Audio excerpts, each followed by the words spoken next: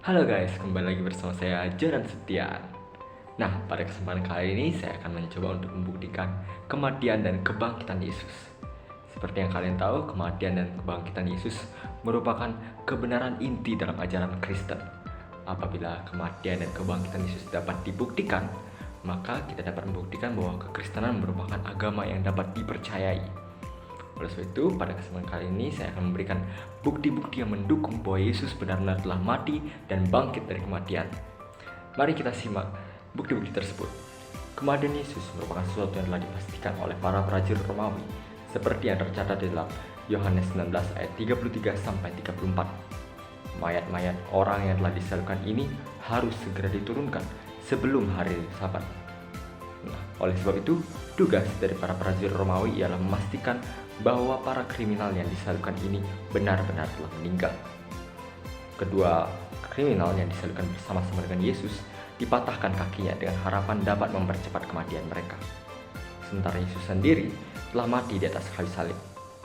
Oleh sebab itu, seorang prajurit Romawi mencoba untuk memastikan bahwa ia benar-benar telah mati dengan cara menusukkan tombak kepada lambung Yesus. Lambung Yesus kemudian mengeluarkan air dan darah. Menurut ilmu pengetahuan medis modern, hal ini dapat dikarenakan kegagalan jantung. Yesus telah mengalami banyak sekali pendarahan sepanjang penyiksaan serta penyalibannya. Oleh sebab itu, terjadilah kegagalan jantung yang akhirnya mengakibatkan penumpukan cairan pada jantung serta paru-parunya sebelum ia meninggal. Tidak hanya itu, Alkitab juga mencatat dalam Matius 27 ayat 62 sampai 66 bahwa kubur Yesus dijaga ketat oleh para prajurit Romawi agar para murid Yesus tidak mencuri mayatnya dan membuat seolah-olah ia telah bangkit dari antara orang mati. Orang-orang Yahudi telah mengantisipasi hal ini karena sebelumnya Yesus mengatakan bahwa ia akan bangkit pada hari yang ketiga dari antara kematian. Kalaupun para murid mencoba untuk menyuap para prajurit Romawi, hal ini mustahil untuk berhasil, sebab para prajurit Romawi akan menerima hukuman yang berat apabila mereka gagal dalam menjalankan tugasnya. Hal ini juga tidak memungkinkan teori yang mengatakan bahwa Yesus hanya pingsan dan berhasil melewati para prajurit Romawi. Yesus sendiri telah mengalami pendarahan yang hebat ketika ia disalibkan, sehingga tidak mungkin dapat bertahan hidup, apalagi untuk membuka batu yang menutupi makamnya. Sementara untuk kebangkitan Yesus pertama kali disaksikan oleh seorang perempuan bernama Maria Magdalena yang dicatat dalam Yohanes 20 ayat 11 sampai 18. Di dalam adat Yahudi, perempuan atau wanita tidak dapat diandalkan dalam memberikan kesaksian di pengadilan. Namun, fakta bahwa detail ini tetap dicatat di dalam Alkitab membuktikan bahwa para murid mengakui kebenaran daripada kesaksian tersebut, sehingga kesaksian tersebut dapat dipercayai dan dapat diterima. Yesus sendiri pada akhirnya menampakkan diri kepada ke-11 muridnya yang dicatat di dalam Yohanes 20 ayat 19 sampai yang ke-29. Dia juga menampakkan diri kepada dua orang pengikutnya yang sedang dalam perjalanan ke Emmaus dalam Lukas 24 ayat 13 sampai 35.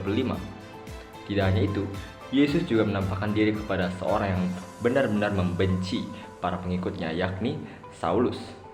Saulus mendapatkan penglihatan bahwa Yesus menampakkan diri kepadanya dalam perjalanannya untuk menganiaya orang-orang Kristen di Damaskus yang dicatat dalam Kisah Para Rasul 9 ayat 3 sampai ke-7. Tidak hanya itu, Yakobus, saudara tiri Yesus yang skeptis terhadapnya, menjadi orang yang percaya dan bahkan menjadi seorang penulis dari surat Yakobus dalam Perjanjian Baru.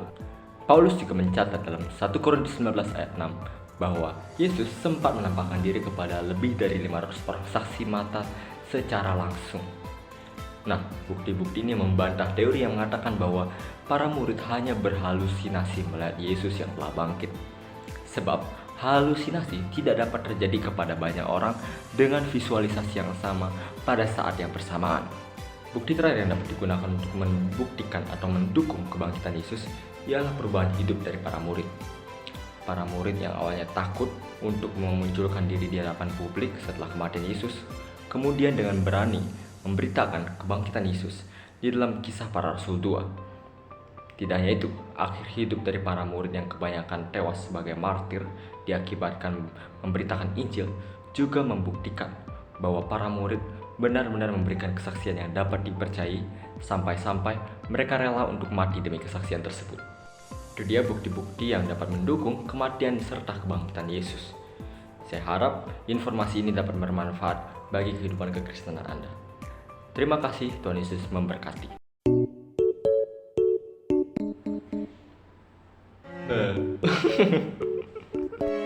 Yesus sendiri akhirnya